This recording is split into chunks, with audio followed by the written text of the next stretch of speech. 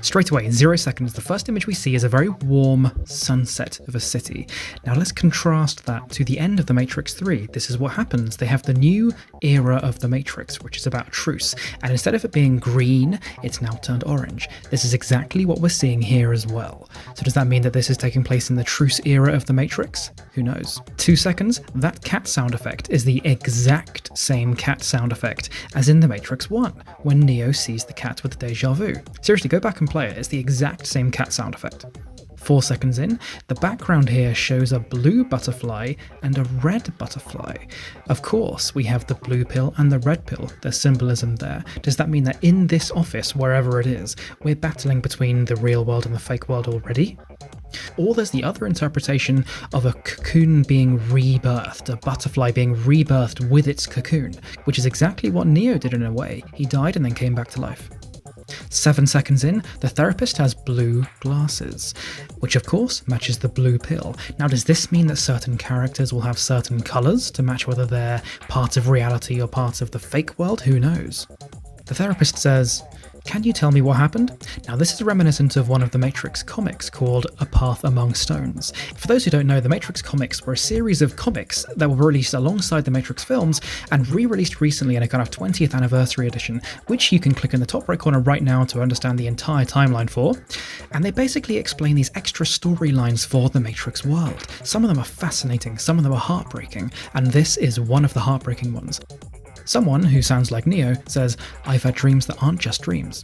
This is of course reminiscent of Neo's line in The Matrix 1 saying, "Are you ever unsure if you're awake or still dreaming?" This quick flash here at 12 seconds. It's not an agent, but they have green eyes. This becomes more apparent later in the trailer. Then we see Neo catching a bullet, so he will definitely have the same kind of slow-mo abilities as he's had in the previous films.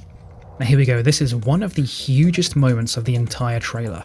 We see these little robots floating around a human body. Now, whose human body is that? It's Neo's at the end of the Matrix Revolutions. Look at it. It's still got his burnt eyeballs from when he was blinded by Bane. That whole idea of what happened to Neo's body at the end of Matrix Revolutions becomes such a crucial point of The Matrix Online, which is the storyline that takes place after The Matrix 3. If you want to learn exactly what happened to Neo's body after The Matrix Revolutions, then please click in the top right corner right now, because I explained that entire process. At 13 seconds, we see this actor who looks like he's playing Morpheus, judging by his text in the previous teaser trailers as well. He's then shooting at police. Now, does this mean that the Resistance still treat every plugged-in human as a potential threat and freely kill them all? This is another fascinating quick flash in the trailer. Trinity is sitting in the exact same place as in The Matrix 1, right at the start, but she looks slightly different. Now, what does that mean? Does it mean that this is a kind of separate universe, like a separate Matrix? Another quick flash at 14 seconds, an unknown red pod. Is this a special pod? Is this like specifically made for Neo? Then we see Neo in a red pod, however, he has hair on his head. If you remember, the human bodies inside the red pods, they're completely without hair because they've basically been born in this goo and they've never grown hair. However, look at Neo, he's got a slight buzz cut. So what does that mean? Does it mean his body has been reinserted into this pod after it was transported in The Matrix 3? We then see Neo with long hair, implying that this is either a different Neo, a younger Neo, an older Neo, we don't know. 29 seconds? What the hell does this duck mean? I have no idea, but it's a duck on top of Neo's head. Does that imply that someone else is thinking for Neo? He's being controlled like a puppet? Maybe that's what it means. Or maybe it's just a funny little duck, I don't know. 35 seconds, we see Trinity, but they don't know each other. We see here that Trinity is wearing a bracelet that has a similar motif to the Ouroboros snake. This snake is a kind of classic iconic image that basically means unending time. It means infinite time. It's a snake eating its own tail. So does that mean that this character, this Trinity, symbolizes this unending time? 42 seconds, we see blue pills being prescribed in a little pot. So this isn't Morpheus giving the blue pills out to people, no. This is a medically prescribed blue pill. What does that mean? The lyrics of the song playing in the background say, "One pill makes you larger," which is a song called White Rabbit by Jefferson Airplane. This whole song is about Alice in Wonderland, really, and as you hear later on, the lyrics become very, very relevant. 44 seconds, the idea of self-reflection, mirrors. I'm thinking that mirrors and self-reflection become very important in this film. 46 seconds, pause there. In the corner you see a sign that says Corky's Massage Place or whatever it is. Corky was the name of a character in a film called Bound, which was what the Wachowskis made right before The Matrix. And the character Corky had an axe tattoo just like the sign here. More significant lyrics in the song in the background: one pill makes you small, a comparison to the red pill and the blue pill. One pill makes you larger, one pill makes you small. One pill makes you wake up and see the real world, one pill makes you go back to sleep in ignorance. 51 seconds, all of these devices, everyone is sucked into their devices, their smartphones, their tablets. It's an obvious commentary on our modern world. And straight away, there's even more self-reflection in the mirror. More significant lyrics, and the ones that Mother gives you don't do anything at all. But then at 57 seconds, we see Neo dropping all the blue pills in the sink. So just like in The Matrix 1, he's denying the blue pill. At 59 seconds, the lyrics say, "Go ask Alice," just as the Alice in Wonderland book is closed. However, pause right here. Flip the screen over, and you see the drawing in the book is of the Red Queen leading Alice somewhere. The Red Queen is the name of Trinity in the detective story Animatrix film. For those who don't know, the Animatrix is a series of extra films that were made alongside The Matrix to kind of explain more about how the world of The Matrix works. One of them is called a detective story, which follows Detective Ash trying to find Trinity, and he encounters all these secret codes that say follow the Red Queen, follow the Red Queen, follow the Red Queen. So, does this little drawing imply that Neo is going to be following Trinity in some way? Pause at 1 minute 3 seconds, we see this person is wearing red glasses, the opposite of the therapist's blue glasses. Again, red pill versus blue pill. Should Neo be following this person and ignoring the therapist? Pause at 1 minute 4, we see Neo seeing an old version of himself in the mirror. So this is reminiscent of the mirror in The Matrix 1, in that Neo saw himself and then suddenly his world changed. Then at 1 minute and 9 seconds, Neo chooses the red pill, obviously. If we look at this text here at 1 minute 11, it almost looks cartoony. Now, is that a deliberate decision by Lana Wachowski? Is it basically saying that this world that we're seeing is extra fake? This world, this little Matrix thing that we're seeing, it's not just the normal Matrix, this is an extra kind of cartoony Matrix. Who knows? Another point, importantly, is that there's a golden glow at the bottom of the screen. Throughout the Matrix films, the golden code is symbolizing the source of the Matrix. Do you remember the source, what the architect describes in The Matrix Reloaded? If you want to find out more about what that golden code and golden glow means, click in the top right corner right now. Pause at 1 minute 13, you see this building in the corner is Hillsboro's Coffee. This is a real brand based in San Francisco. The real building you can actually find on Google Maps right there. Normally, the Matrix movies are in a generic nameless city. They never actually have any specific place names. The only other time in the entire Matrix trilogy or entire Matrix universe where a real place is named is in Goliath, which is one of the Matrix comics. Pause at 1 minute 14, we see the White Rabbit, an obvious connection to the follow the White Rabbit thing of the first film. However, go a little deeper, we see that this shoulder tattoo of the rabbit also has a shoulder tattoo of a star. You see that? The rabbit has a tattoo on its shoulder. So what does that mean? Is this a world within a world within a world? Who knows? 1 minute 15, we see this person has blue hair, another comparison to the blue pill. 1 minute 19, we see the door made of light. As the Oracle said in The Matrix Reloaded, when she's talking to Neo about his dreams, she says, "You've seen it, haven't you? A door made of light?" At 1 minute 21, we see these people go through the doors, just like the Keymaker's doors in The Matrix Reloaded. It's these strange kind of back entrances to different parts of the world. At 1 minute 23, the dialogue says, "The only thing that matters to you is still here." Now this is very significant because Trinity was so important to Neo that he literally sacrificed the entire human race for her. Remember, that was the story of the end of The Matrix Reloaded. He chose her rather than the human race. But if you pause at 1 minute 26, you see that Trinity has some green code on her face. Now what does that mean? Does that mean that she is actually a simulation as well?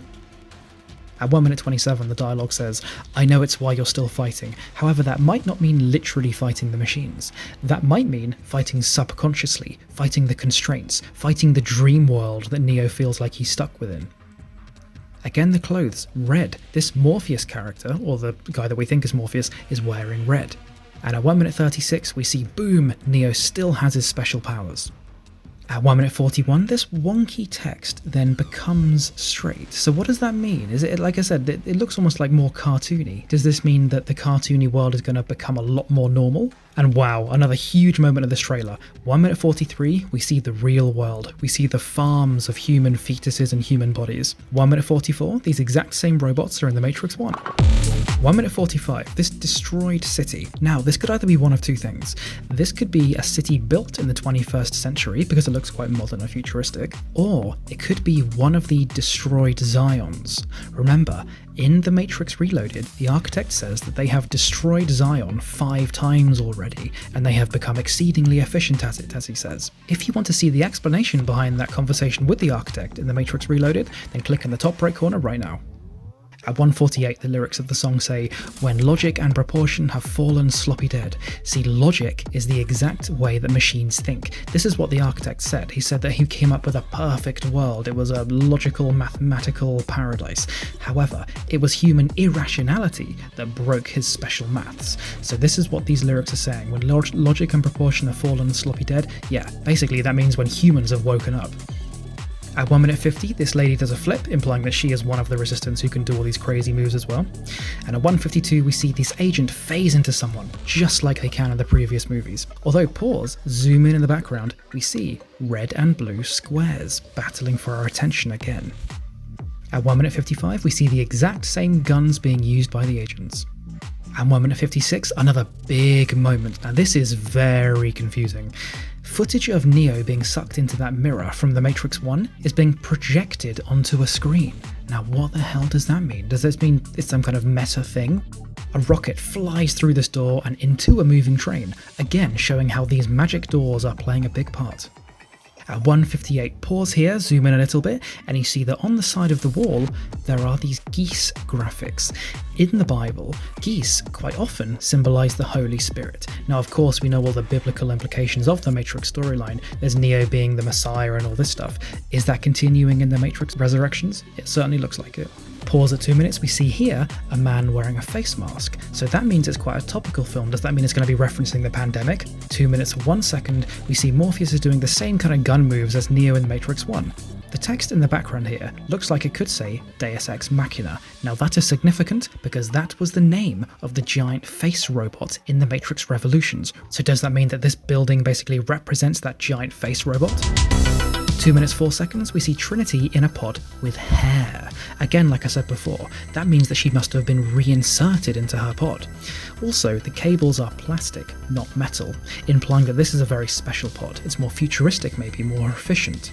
2 minutes 6 seconds, this green sign in the background looks like the Matrix Rain. Does this mean that this building is like an official Matrix building run by the agents? Who knows? This is another significant moment here. Pause at 2 minutes 7 seconds, and we see that these multiple kind of bodies that Trinity is like channeling, it's not just her, they're different women. Look, the faces are different. This is not just Trinity saying, oh, it's like 6 versions of me. No, these are different people. 2 minutes 9 seconds, if you pause here, we see the address 155 in the background. Now this could be referencing the art piece Matrix 155 by Lutz Bacher. The reason this is significant is because this art piece supposedly is making a statement about certain gender identity issues, which of course is very significant to the Wachowskis and to some of the Matrix elements as well, with people like Switch.